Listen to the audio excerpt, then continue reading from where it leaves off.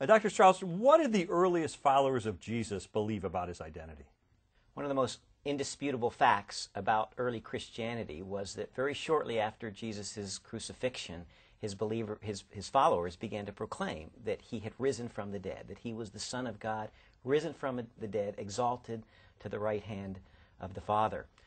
You read through the book of Acts and you see that his followers are praying to him, they're worshiping Jesus. Now, in our context, in our Christian context, that may not be so shocking, so surprising, but place that prayer in the context of first century Judaism, which is thoroughly monotheistic, believes in the one true God of Israel. All of a sudden, Jewish Christians in Israel are praying to Jesus as God at a very, very early date. That's really shocking. It's revolutionary. Well, I guess anybody can make a claim that they're the Son of God, but as you say, Jesus actually convinced his followers that he is God, and people through the centuries, millions and millions of people have believed that. What evidence is there really to support that claim, to back it up? What credentials does Jesus offer to convince us? Well, I think the greatest and final evidence, as Jesus himself said, is his resurrection from the dead. He made extraordinary claims about himself, and then he predicted that he would rise from the dead. Everything he said could have been disproven if that hadn't happened, but in fact, it happened. And the evidence for the resurrection is really extraordinary. How about for you personally? Do you believe that the resurrection of Jesus Christ is the ultimate authentication of his claim to being the Son of God?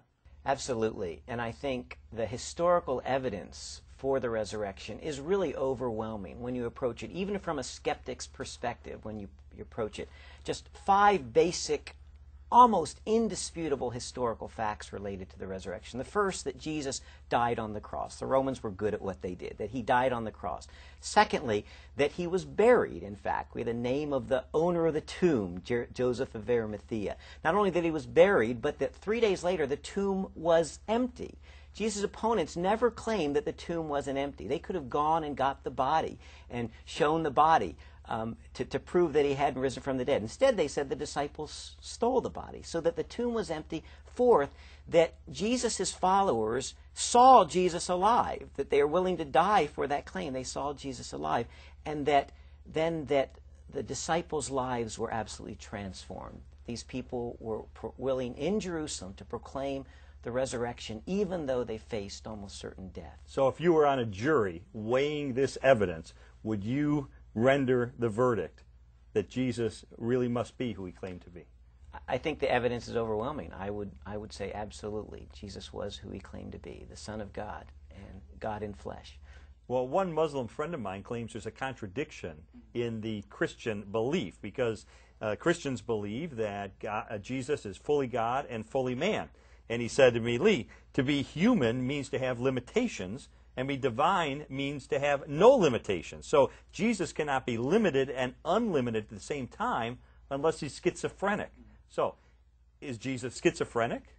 The New Testament actually addresses the issue of how Jesus can be both human and divine. It remains a mystery. I think the incarnation, that God became a man, will always remain a mystery. But Paul talks about it in Philippians chapter 2. He says that though Jesus existed in the very form of God, though by very nature he was God, he emptied himself. When he became a human being, he emptied himself. Now, what exactly does that mean? We don't know all that entails, but it certainly means that he set aside the independent exercise of his divine attributes. Dr. Strauss, some people, many people as a matter of fact, find the idea that God came and lived among us to be a very hopeful and a very positive thought. But it generates hostility from a lot of people. Some people just get angry at this very idea. Why is it that the claim of Jesus, that he's the Son of God, the unique Son of God, why does that spark so much opposition? That's a good question. I think there's various reasons. One is there's an internal difficulty in the logic of it for us as human beings. We are human beings, and so for us to try to conceive what it would be like to be both human and divine is very difficult to think about. And so throughout history, people who have struggled with that idea have tried to solve the mystery of the incarnation by coming down on either one of two sides, either denying Jesus' deity on the one hand, are denying his humanity. Those who deny his humanity claim that Jesus wasn't truly a human being. He only appeared to be a human being. That's called docetism, from a Greek word meaning to appear or to seem like that.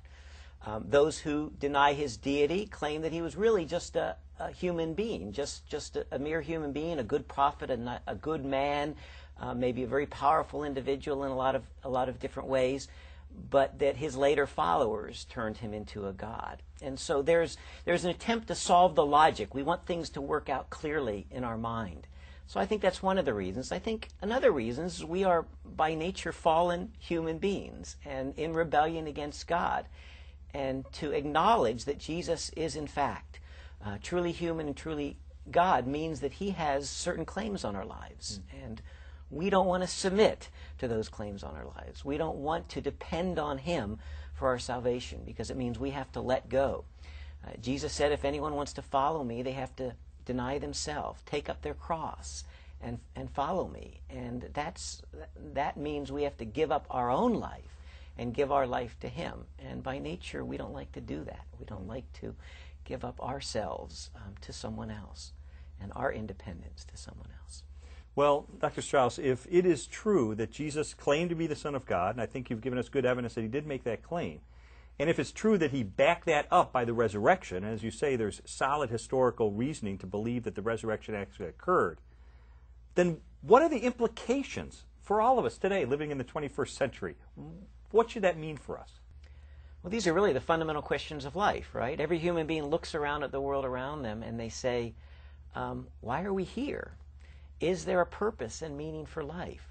Well, if Jesus was who he said he was, the Son of God, who came to earth to reverse the effects of our fallen human nature, the effects of our fallen creation, then that is the answer to the most ultimate and deepest questions of life. Why are we here and where are we going?